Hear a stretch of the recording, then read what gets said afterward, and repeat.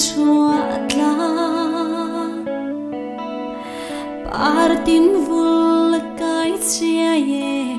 chem dam khi ne charo me zam kai chia ye lung min len zual chi lai ni ka leng zolo ton mang lama chuanin kan leng du na a chianga thutin hlanin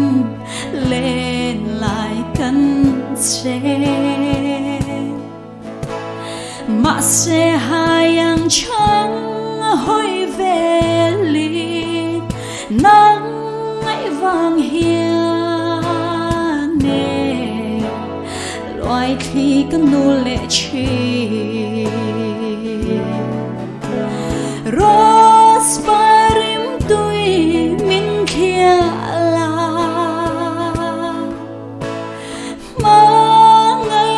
na ros parim tui sui long dam na ne min hlan la sak mel mo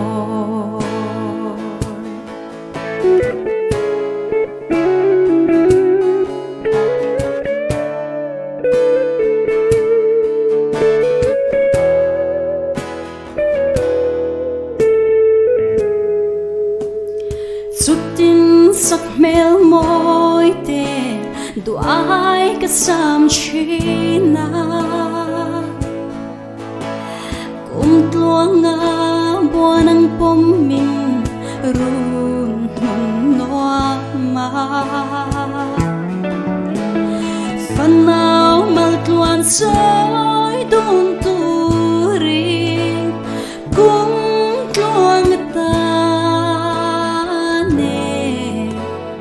no thai chẳng mây tệ la ros parim tui min khia la ma ngai na ros parim tui sui long dam na ne min hlan la sak mel mo sui long dam na ne min hlan la sak mel mo